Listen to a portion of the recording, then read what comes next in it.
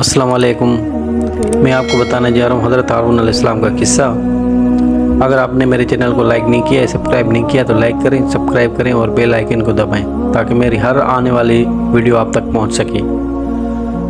हज़रत हारून अलैहिस्सलाम मिस्र में रहने वाले एक वफ़ादार इसराइली ख़ानदान में पैदा हुए। वो एक ऐसे वक्त में पैदा हुआ जब बनी इसराइल एक ज़ालिम मिस्री हुक्मरान के ज़ेर स्याह सख्त व ज़ुल्म सितम का शिकार थी।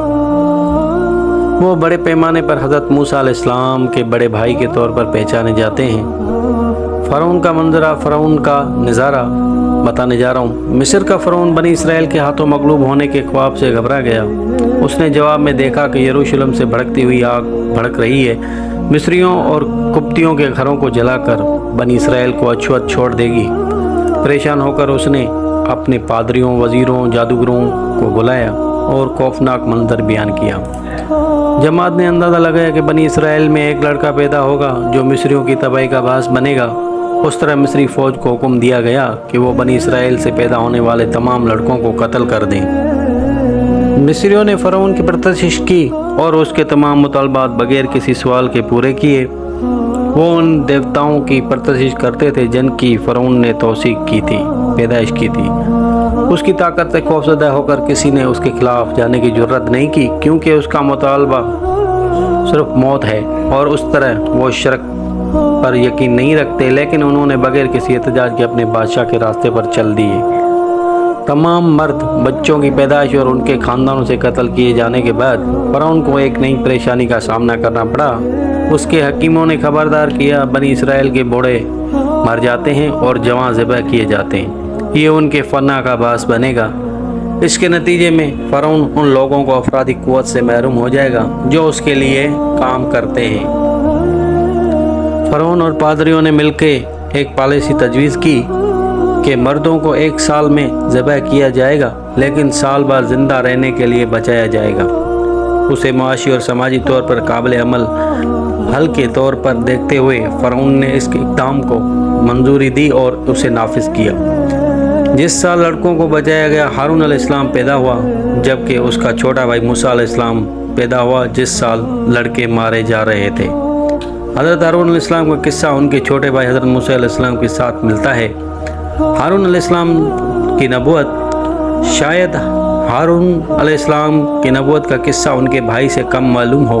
हारून अलैहिस्सलाम का किस्सा अक्सर कुरान में मूसा अलैहिस्सलाम के साथ मज़कूर है, क्योंकि वो बहुत मजबूती से जुड़े हुए हैं। लेकिन इसके बावजूद अल्लाह सुब्हानहू व तआला ने हारून अलैहिस्सलाम को फ़िरौन को डराने और बनी इसराइल की रहनुमाई के लिए, नबूवत के लिए चुना और मुक़द्दर किया था।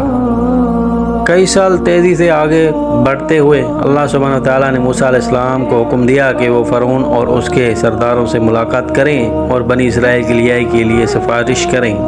हज़रत मूसा अलैहिस्सलाम घबरा गए। उसने महसूस किया कि उसकी तकरीर में रुकावट फ़िरौन और दीगर रहनुमाओं के साथ उसकी मुलाकात पर मुनफी असर डालेगी। दूसरी तरफ उनके भाई हारून अलैहिस्सलाम फज़ीह बोलने वाले थे, इसलिए मूसा अलैहिस्सलाम ने अल्लाह सुब्हानहू व तआला से इल्तिजा की कि वो हारून अलैहिस्सलाम को अपना मददगार मुकर्रर करे। हज़रत मूसा अलैहिस्सलाम ने दुआ की। मूसा अलैहिस्सलाम ने कहा, ए मेरे रब सुब्हानहू व तआला, मेरे लिए मेरा सीना कुशादा कर दे और मेरे लिए मेरा काम आसान कर दे और मेरी ज़बान की गिरोह खोल दे ताकि वो मेरी बात को समझें और मेरे लिए मेरे ख़ानदान में से एक वज़ीर मुकर्रर कर दे। हारून में भाई, उसके ज़रिए मेरी क़ुव्वत में इजाफ़ा फरमा और उसे मेरे काम में शरीक करने दो ताकि हम तेरी बहुत ज़्यादा तस्बीह करें और तुझे बहुत ज़्यादा याद करें। बेशक तू हम में से देखने वाला है। अल्लाह सुब्हानहू व तआला ने जवाब दिया, ए मूसा, तेरी दरख्वास्त मंजूर कर ली गई है। मूसा अलैहिस्सलाम इस आयत के ज़रिए आजिज़ी ज़ाहिर की गई। वो अल्लाह सुब्हानहू व तआला से अपने भाई की मदद की दरख्वास्त करता है। वो हारून अलैहिस्सलाम को इस मिशन में साथी बनाने के लिए कहता है कि ताकि उसकी हिमायत और उसे ताकत दे ताकि वो मिलकर काम मुकम्मल कर सकें। एक दूसरी आयत में अल्लाह सुब्हानहू व तआला फरमाता है, हम यकीनन आपको आपके भाई के ज़रिए मजबूत करेंगे और आप दोनों को इतनी ताकत देंगे कि वो आपको नुकसान ना पहुंचा सकेंगे। हमारी निशानियों की मदद से आप और आपके पैरोकार दोनों गालिब होंगे। अल्लाह सुब्हानहू व तआला ने फिर दोनों अम्बिया को हुक्म दिया कि फ़िरौन के पास जाओ और कहो, बेशक हम तेरे रब के भेजे हुए हैं, तू बनी इसराइल को हमारे साथ भेज और उन्हें अजाब ना दे। हम तेरे पास तेरे रब की तरफ से निशान लेकर आएंगे। اور سلامتی ہو اس پر جو ہدایت کی پیروی کرے۔ ہماری طرف وحی کی گئی کہ جو انکار کرے گا وہ منہ موڑے گا، اس پر عذاب ہوگا۔ ہارون علیہ السلام اور موسیٰ علیہ السلام کی فرعون سے گفتگو۔ جیسا کہ حضرت موسیٰ علیہ السلام کا قصہ بیان کیا جاتا ہے، وہ اور ہارون علیہ السلام دونوں نے فرعون کے ساتھ سامعین کو محفوظ کیا، تاہم مکالمہ اس طرح سامنے نہیں آیا جیسا کہ ان کی توقع تھی۔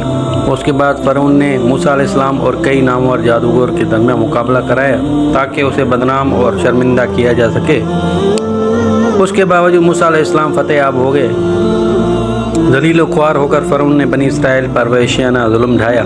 اس نے اپنی فوج کو حکم دیا کہ بنی اسرائیل کے بیٹوں کو مار ڈالو، ان کی عورتوں کی عصمت دور دری کرو، اور جو مزاحمت کرنے کی جرت کرے اسے قید کر دو۔ سخت ظلم و ستم کے درمیان حضرت موسیٰ علیہ السلام اور حضرت ہارون علیہ السلام نے بنی اسرائیل کو مصر سے نکالا۔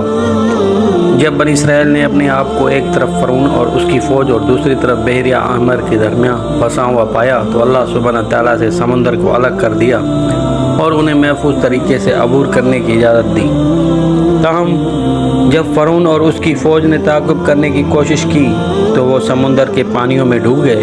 سنہری بچڑے کی کہانی۔ اللہ سبحانہ تعالیٰ کے فرعون کے ظلم سے نجات کے باوجود بنی اسرائیل مصر میں واپس اپنے پرانے طریقوں کی عادی تھے۔ جیسا کہ کہاوت ہے، موسیٰ علیہ السلام نے غصے میں آ کر ان سے مخاطب ہو کر کہا، اے میری قوم، کیا تمہارے رب نے تم سے اچھا وعدہ نہیں کیا تھا؟ پھر کیا وعدہ آپ کو آنے میں دیر لگا؟ یا تم نے یہ چاہا کہ تم پر تمہارے رب کا غضب نازل ہو تو تم نے مجھ سے اپنے وعدے کی خلاف ورزی کی، یعنی اللہ پاک سے کفر اور بچڑے کی عبادت کر کے؟ انہوں نے جواب دیا، ہم نے اپنی مرضی سے تم سے وعدہ خلافی نہیں کی تھی، بلکہ ہم پر قوم فرعون کے زیورات کا بوجھ لایا دیا گیا تھا تو ہم نے انہیں آگ میں پھینک دیا اور اسی طرح سامری نے پھینکا۔ موسیٰ علیہ السلام نے پھر اپنا غصہ اپنے بھائی کی طرف پھیر دیا جسے اس نے انچارج بنایا تھا۔ اس نے ہارون علیہ السلام کی داڑھی اور بالوں کو کھینچا اور اسے ڈانٹا، اے ہارون، جب آپ نے انہیں گمراہ ہوتے ہوئے دیکھا تو آپ کو کس چیز نے روکا؟ تم نے اس کرپشن کا مقابلہ نہیں کیا۔ موسیٰ علیہ السلام نے ہارون سے بات کی۔ ہارون علیہ السلام نے عرض کیا، اے میرے ماں کے بیٹے، مجھے میری داڑھی یا سر کے بالوں سے نہ پکڑو، نے مجھے کمزور سمجھا اور مجھے مارنے ہی والا تھا، بس دشمنوں کو مجھ پر خوش نہ کرو اور نہ مجھے ظالموں میں شامل کر۔ موسیٰ علیہ السلام کا غصہ اس وقت ٹھنڈا ہو گیا جب وہ اپنے بھائی کی بے بسی کو سمجھ گئے۔ موسیٰ سمری کی طرف متوجہ ہوئے اور پوچھا، اور تمہارا معاملہ کیا ہے اے سمری؟ اس نے کہا، میں نے وہ دیکھا جو انہوں نے نہیں دیکھا، تو میں نے رسول کے راستے سے ایک مٹھی بھر لی اور اسے پھینک دیا اور اس طرح میرے نفس نے مجھے آمادہ کیا۔ موسیٰ نے کہا، پھر جاؤ اور در حقیقت آپ کے لیے زندگی میں یہ کہنا ہے کہ کوئی رابطہ نہیں، اور بے شک آپ کے لیے ایک ملاقات ہے آخرت میں، آپ اسے برقرار رکھنے میں کوتاہی نہیں کریں گے، اور اپنے خدا کو دیکھو جس سے تم سرساز کرتے ہو، ہم اسے ضرور جلا دیں گے اور ایک دھماکے سے سمندر میں اڑا دیں گے۔ تمہارا معبود صرف اللہ سبحانہ تعالیٰ ہے جس کے سوا کوئی معبود نہیں، اس نے علم میں ہر چیز کو گھیر رکھا ہے۔ سمری کو ملک در بدر کر دیا، ایک جلا وطنی کی زندگی گزارنے پر مجبور کر دیا۔ اس کے بعد موسیٰ علیہ السلام نے اپنی قوم سے خطاب کرتے ہوئے انہیں اللہ سبحانہ تعالیٰ سے معافی مانگنے کی تاکید کی۔